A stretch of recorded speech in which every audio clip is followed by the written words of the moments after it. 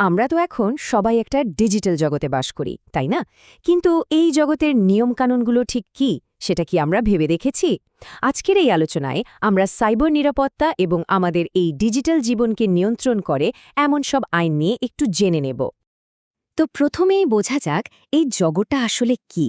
আমরা সবাই জেনে বা না জেনে সাইবার স্পেস নামের এক বিশাল সীমান্তহীন দুনিয়ায় থাকি আর কাজ করি। এটা কিন্তু কোনো বাস্তব জায়গা নয়, বরং কোটি কোটি কম্পিউটার্স আর নেটওয়ার্ক দিয়ে তৈরি একটা ভার্চুয়াল পরিবেশ। আর ঠিক এখানেই কিন্তু আসল প্রশ্নটা চলে আসে।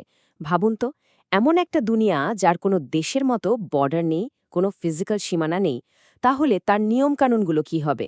কে বানাবে এই নিয়ম? আর কেই বা সেগুলো প্রয়োগ করবে? এই প্রশ্নগুলোই কিন্তু আমাদের আজকের আলোচনার একদম মূলে। চলুন আমাদের আলোচনার একটা ছোট্ট রোডম্যাপ দেখে নিই। আমরা প্রথমে ডিজিটাল দুনিয়ার হুমকিগুলো চিনব, তারপর এর থেকে বাঁচার জন্য প্রযুক্তি আর আইন কিভাবে কাজ করে সেটা দেখব, আর সবশেষে বুঝব যে এই সব কিছু আমাদের জন্য আসলে কতটা জরুরি।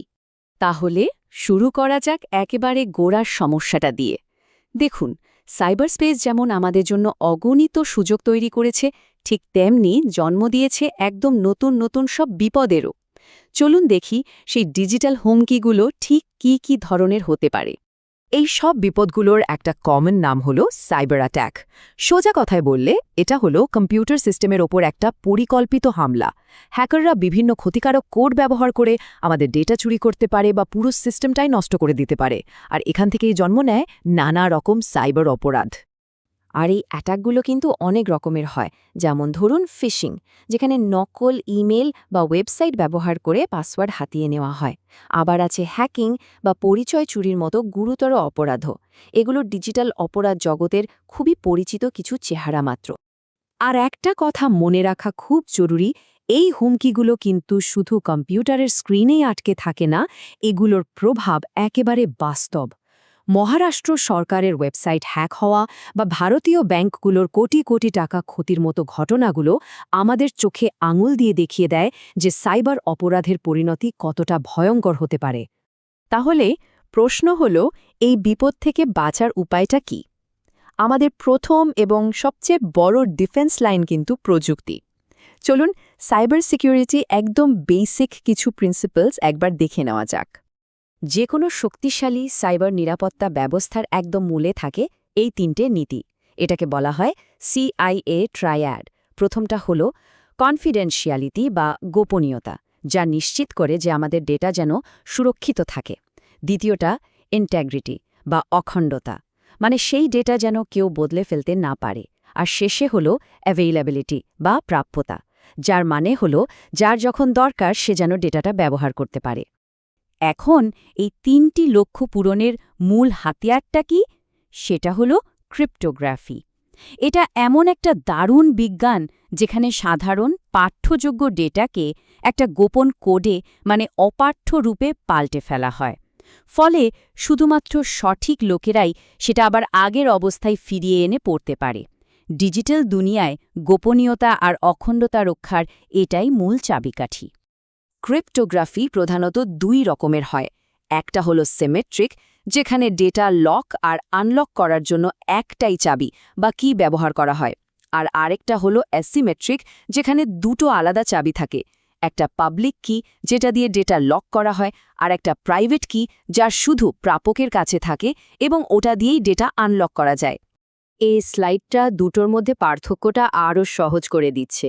দেখুন, সিমেট্রিক পদ্ধতিটা বেশ ফাস্ট, কিন্তু ওই একটাই চাবি নিরাপদে শেয়ার করাটা একটা বড় চ্যালেঞ্জ। অন্যদিকে অ্যাসিমেট্রিক পদ্ধতিটা একটু স্লো হলেও অনেক বেশি নিরাপদ, কারণ এর প্রাইভেট চাবিটা তো কাউকে শেয়ারই করতে হয় না। কিন্তু শুধু প্রযুক্তি দিয়ে কি সবটা সামলানো সম্ভব? একদমই না। সাইবার জগৎকে সুরক্ষিত রাখতে হলে শক্তিশালী আইনেরও দরকার। চলুন এবার দেখি ভারতের আইনি কাঠামো এই ডিজিটাল দুনিয়াকে কিভাবে সুরক্ষিত রাখার চেষ্টা করে। সালটা ছিল ২০০০। এটা ভারতের জন্য একটা মাইলফলক, কারণ এই বছরেই ভারতে তথ্য প্রযুক্তি আইন বা আইটি অ্যাক্ট চালু হয়।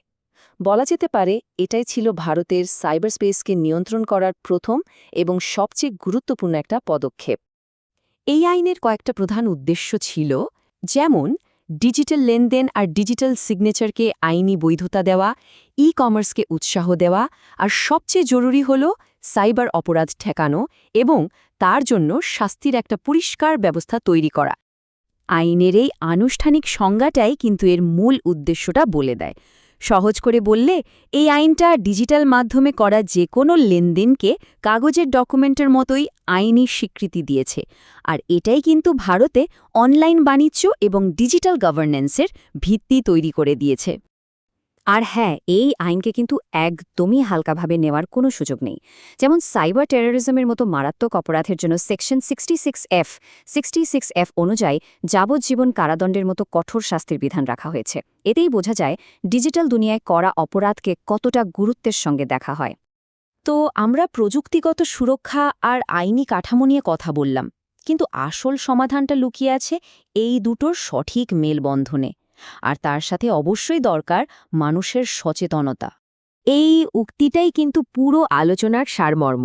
মানে সাইবার নিরাপত্তা মানে শুধু কোনো ফায়ারওয়াল বা অ্যান্টিভাইরাস সফটওয়্যার নয়, এটা আসলে একটা কমপ্লিট প্যাকেজ, যেখানে সচেতন মানুষ, সঠিক নিয়মকানুন আর উন্নত প্রযুক্তি, এই তিনটে জিনিস একসাথে কাজ করে একটা সুরক্ষিত ডিজিটাল পরিবেশ তৈরি করে।